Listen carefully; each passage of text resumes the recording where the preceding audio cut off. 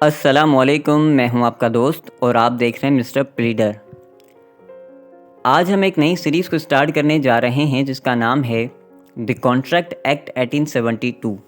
ये पूरा एक्ट हमने शुरू से लेकर लास्ट तक, यानी पहले चैप्टर से लेकर last chapter of the contract act तक वेरी सिंपल एक्सप्लेनेशंस और वेरी सिंपल और इंटरेस्टिंग एग्जांपल्स के साथ तैयार किया है, जो आपको बेहद पसंद आएगा। आज के इस वीडियो में हम ये पढ़ेंगे कि एक कॉन्ट्रैक्ट क्या होता है। उसके साथ साथ हम ये पढ़ेंगे कि बेसिक एलिमेंट्स ऑफ कॉन्ट्रैक्ट कौन से होते हैं, और उसके साथ साथ हम पढ़ेंगे कि हाउ कॉन्ट्रैक्ट इज़ मेड, एक कॉन्ट्रैक्ट जो है वो किस तरह से बनता है। तो ये तीनों टॉपिक्स जो है वो हम कवर करेंगे। सबसे पहला जो डेफिनेशन ऑफ कॉन्ट्रैक्ट है कि एक कॉन्ट्रैक्ट होता क्या है। अगर मैं आसान अल्फाज में, आसान वर्डिंग में कॉन्ट्रैक्ट को डिफ़ाइन करूं, तो जो कॉन्ट्रैक्ट है वो एक लीगली एग्रीमेंट होता है। वो भी एक एग्रीमेंट ही होता है, लेकिन उसमें जो एसेंशियल्स होते हैं कॉन्ट्रैक्ट के वो पूरे होते हैं। लॉ हमें बताता है कि अगर किसी भी एग्रीमेंट में ये सारे के सारे एलिमेंट्स पाए जाते हैं तो उसको कॉन्ट्रैक्ट बोला जाता है। अब ये एलिमेंट्स कौन से होते हैं वो हम इसी वीडियो में आगे पढ़ेंगे कि ये एलिमेंट्स ऑफ कॉन्ट्रैक्ट हैं। मैं यहाँ पे ये बताने की कोशिश कर रहा हूँ कि एक कॉन्ट्रैक्ट जो होता है वो लीगल और वैलिड एग्रीमेंट होता है, यानी लीगल और वैलिड एग्रीमेंट दो पार्टीज़ के बीच में जो होता है उसको हम कॉन्ट्रैक्ट बोलते हैं। डेफिनेशन में भी यही लिखा है कि a contract is a legally enforceable agreement between two और मोर पार्टीज़, दो या दो से ज़्यादा पार्टीज़ के बीच में जो लीगली इन्फोर्सेबल एग्रीमेंट होता है, ऐसे एग्रीमेंट्स को हम कॉन्ट्रैक्ट बोलते हैं।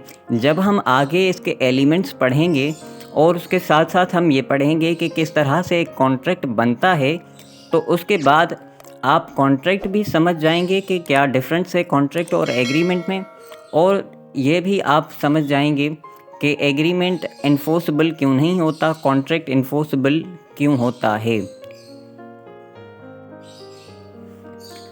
यहाँ पे एलिमेंट्स ऑफ कॉन्ट्रैक्ट लिखे हुए हैं।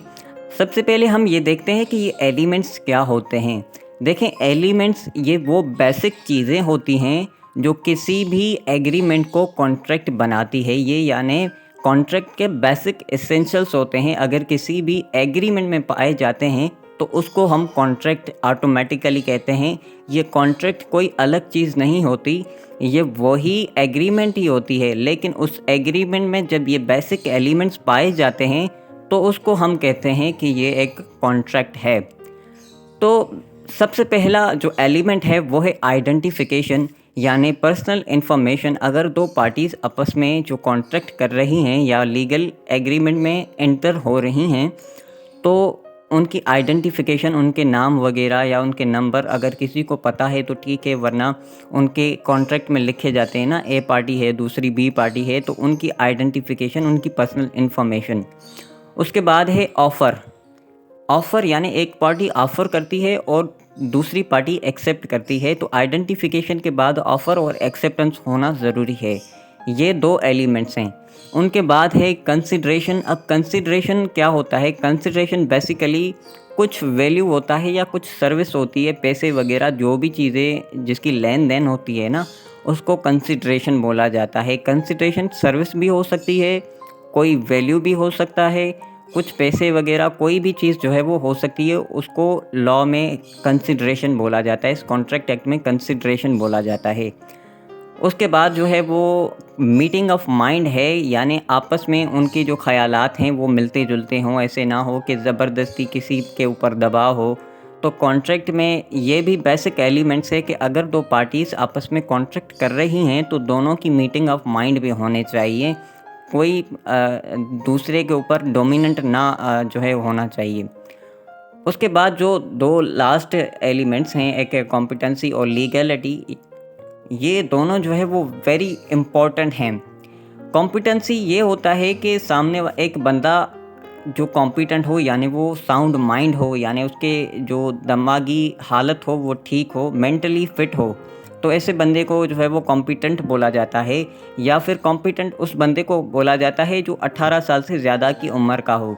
एक जब बच्चा होता है तो जब बच्चा कोई भी किसी कॉन्ट्रैक्ट में एंटर होता है तो उससे बोलते हैं कि ये माइनर है, ये जो है वो कॉन्ट्रैक्ट में एंटर होने के लिए एलिजिबल नहीं है।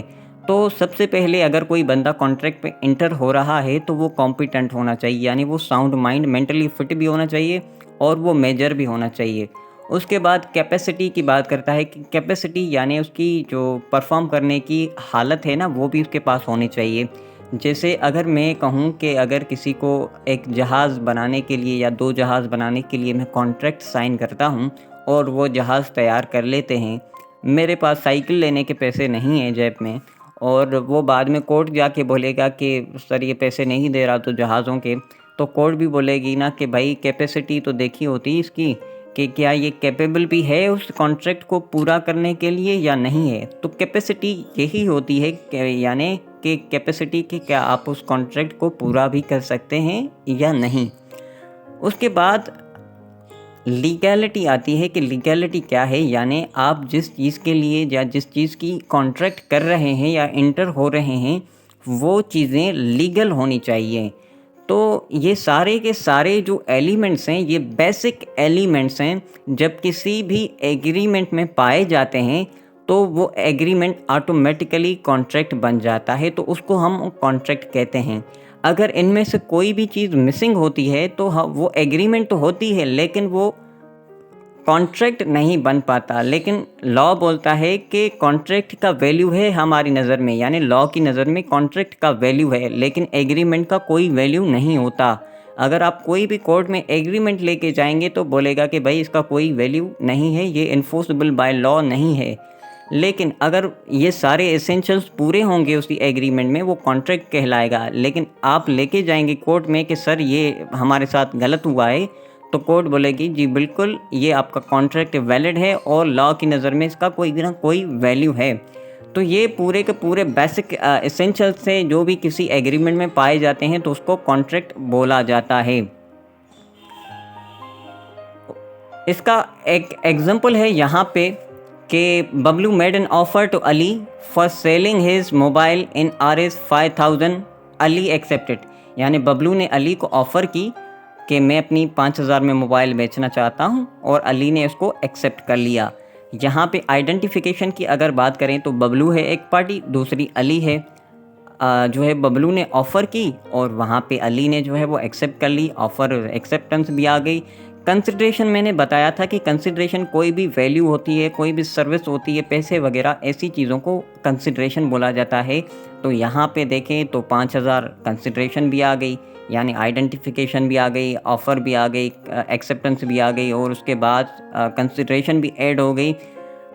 उसके बाद लीगैलिटी की कैपेसिटी की बात करते हैं तो क्या ये कॉम्पिटेंट भी हैं? जी बिल्कुल कॉम्पिटेंट हैं, दोनों मेजर हैं और कैपेसिटी भी दोनों के पास है। एक के पास मोबाइल है, दूसरे के पास पैसे हैं, यानी कॉम्पिटेंट और कैपेसिटी भी दोनों के पास है। लीगैलिटी चेक करें तो क्या ये मोबाइल लीगल चीज़ है? जी बिल्कुल ये एक लीगल चीज़ है। तो हम यहाँ पे ये कह सकते हैं कि पूरे के पूरे जो एलिमेंट्स हैं कॉन्ट्रैक्ट के वो यहाँ पे मौजूद हैं, यानी कोई भी ऐसा एग्रीमेंट जिसमें ऐसे सारे के सारे एलिमेंट्स मौजूद होते हैं वो जो है वो कॉन्ट्रैक्ट कहलाता है। तो आई होप कि ये आपको एग्जांपल समझ में आ गया होगा कि बेसिक एलिमेंट्स क्या होते हैं। उसके बाद है हाउ कॉन्ट्रैक्ट इज़ मेड, यानी एक कॉन्ट्रैक्ट जो है वो किस तरह से बनता है। एक कॉन्ट्रैक्ट को बनाने के लिए सबसे पहले जो रिक्वायर्ड चीज़ें होती हैं वो 2 पार्टीज़ होती हैं, क्योंकि एक पार्टी अपने आप से जो है वो कॉन्ट्रैक्ट नहीं कर सकती। 2 पार्टीज़ होती हैं ए और बी, जैसे मैंने पहले एग्जांपल में कहा एक बबलू था और दूसरा अली था। पार्टीज़ के बाद एक पार्टी का प्रपोज़ल होता है, यानी ऑफ़र होती है। जब वो ऑफ़र करती है तो उसके बाद जो है वो दूसरी पार्टी उसको एक्सेप्ट करती है। ऐसे ही कोई डायरेक्ट किसी की चीज़ को एक्सेप्ट नहीं कर सकता क्योंकि वो बेचना नहीं चाहता, उसने ऑफ़र ही नहीं की। तो पार्टीज़ होनी चाहिए कॉन्ट्रैक्ट बनाने के लिए, प्रपोज़ल ऑफ़र होनी चाहिए और उसको ऑफ़र की जो है वो एक्सेप्टेंस होनी चाहिए। जब कभी भी कोई प्रपोज़ल की ऑफ़र एक्सेप्ट कर लेता है ना, ऑफ़र को एक्सेप्ट कर लेता है तो उस एक्सेप्टेंस को प्रॉमिस कहा जाता है कि ये प्रॉमिस हो गया। प्रॉमिस के बाद जब कभी भी उस प्रॉमिस में कोई कंसिडरेशन पैसे वगैरह जो है वो डाले जाते हैं ना कि कितने की बेच रहे हैं, वो बोलता है 50,000 की दे रहा हूँ, जब उसमें पैसे या कोई भी कंसिडरेशन, वैल्यू या सर्विस ऐड की जाती है तो उसको एग्रीमेंट कहा जाता है। तो यहाँ तक तो फिट है कि एग्रीमेंट यहाँ पे बन गया कि पार्टीज़ कोई भी ऑफ़र करे, ऑफ़र को जब एक्सेप्ट किया जाता है तो वो प्रॉमिस बन जाता है। प्रॉमिस में जब कंसिडरेशन ऐड की जाती है तो वो यहाँ पे एग्रीमेंट बन गया। तो यहाँ पे ये एग्रीमेंट तैयार है, लेकिन अभी कॉन्ट्रैक्ट नहीं बना।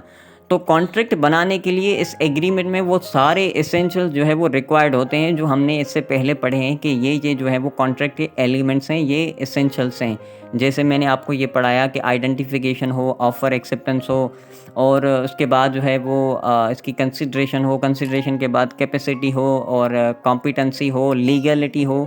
ये सारी चीज़ें जब किसी भी एग्रीमेंट में आ जाएँगी ना, तो वो ऑटोमेटिकली एक कॉन्ट्रैक्ट कहलाएगा। तो ये है बेसिक डिफरेंस कि एग्रीमेंट क्या होता है और कॉन्ट्रैक्ट क्या होता है। जो कॉन्ट्रैक्ट है उसकी लॉ की नज़र में वैल्यू है, लेकिन एग्रीमेंट की कोई भी वैल्यू नहीं होती। तो ये था हमारा आज का वीडियो, जिसमें हमने ये पढ़ा कि कॉन्ट्रैक्ट क्या होता है, उसके साथ हमने ये पढ़ा कि एसेंशियल्स ऑफ कॉन्ट्रैक्ट क्या होते हैं, और उसके साथ-साथ हमने ये भी पढ़ा कि हाउ कॉन्ट्रैक्ट इज़ मेड। और उसके साथ अभी एक एग्ज़ाम्पल है इसका, हाउ कॉन्ट्रैक्ट इज़ मेड का, कि Bablu made an offer to Sagar for selling his laptop in RS 5000। Sagar accepted and they made a contract. अब यहाँ पे एक बबलू है जो सागर को ऑफ़र कर रहा है। अब पार्टीज़ की बात करें तो 2 पार्टीज़ हैं, एक पार्टी है बबलू, दूसरी है सागर। तो पार्टीज़ आ गई कॉन्ट्रैक्ट बनाने के लिए।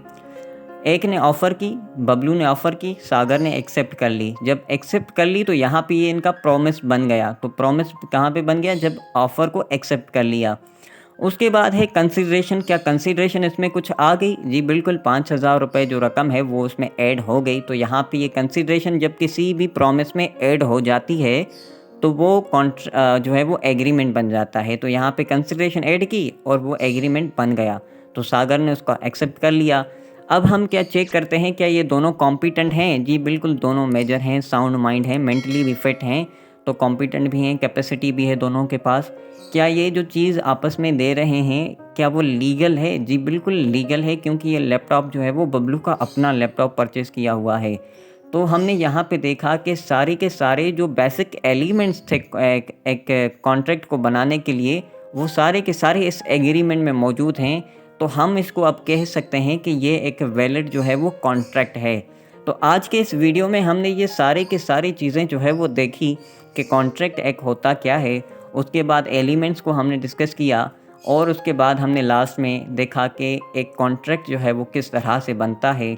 आई होप कि ये आपको समझ में आ गया होगा। Thank you so much.